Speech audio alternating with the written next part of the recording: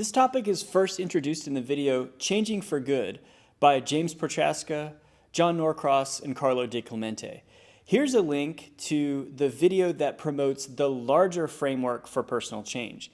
In this video, we're going to review the 9 processes for personal change. So let's get to it.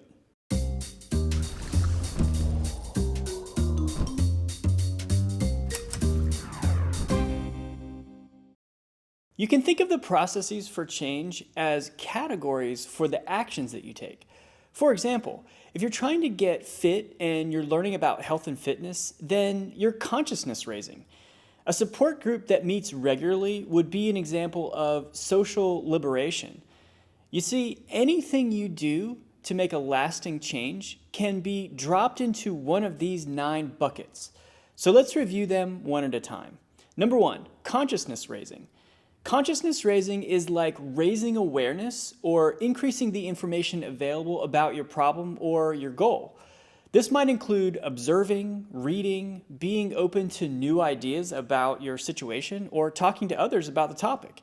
You may be consciousness raising right now just by watching this video because you're learning about the mechanics of long-lasting change.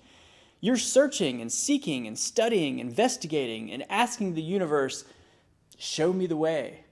Number 2, social liberation.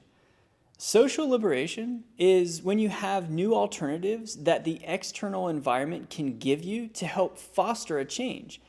For instance, no smoking areas, or eating in a restaurant with a low-fat menu. You're going to places and putting yourself in an environment that supports the change that you're trying to make. This could be an advocacy or support organization. Or it could be going to the library at night instead of getting up in the club. Number 3, emotional arousal is connecting your desire to change with a profound and deep emotional tie. For example, a person trying to quit drinking has a friend killed by a drunk driver. The emotional tie is so deep that they stop drinking entirely. A parent struggles to find a steady job. With not enough money to buy clothes for their kids, they suddenly vow to themselves, I will never let this happen again. The emotional connection is so strong that a new standard is set that they'll never fail to meet again. You can see documentaries using this strategy for change. For example, they'll document the cruel treatment and mishandling of chickens and cows to spur dietary changes, or appalling imagery showing the consequences of polluting our air and water in an effort to change recycling and consumer habits. Why do they set up documentaries this way? Because this strategy of linking a deep emotional connection with a desired change works. Number 4, self-reevaluation. Whatever change you're trying to make, there are trade-offs, a cost-benefit analysis, if you will. It's important to change and keep everything the same, right? Self-reevaluation is the process by which one rationally weighs the pros and cons, and scales are tipped in favor of making the desired change. Typically, a person only moves forward when the pros outweigh the cons. It's common for values to change, and sometimes suddenly. One day, the boss lashes out like usual, but this time it's different. You snap and you say, that's it. I am sick of this job and I no longer care about the big paycheck. Now, the scales have been tipped in your favor, in the favor of change, perhaps starting a new career, which is, of course, a major. Number 5, commitment. Commitment is where you've made the decision to change and now you're taking responsibility for it. You're owning it. This change takes the most courage, but can potentially be the most liberating. Some people choose to make their commitment public so that they're held accountable, so to speak, by the people around them. This can provide a much needed motivational lift for some people, and others keep their commitment private. During commitment, you also recognize that you and you alone are responsible for making the change, and that it's not dependent on anything or anyone external to you. Total commitment is saying, I will change or I will die trying, period. Number 6, countering. Think of countering as replacing.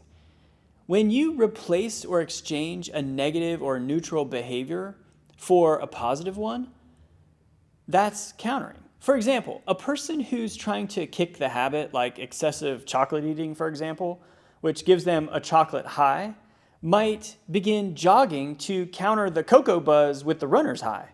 There are tons of examples like these, and it takes some creativity to find the optimal ones for you. Here are some examples of countering. Replacing video games with competitive recreational sport. Replacing the donut with the apple. Replacing the chewing tobacco with the chewing gum. Replacing social media rants with phone calls to friends. Replacing trolling with creative writing.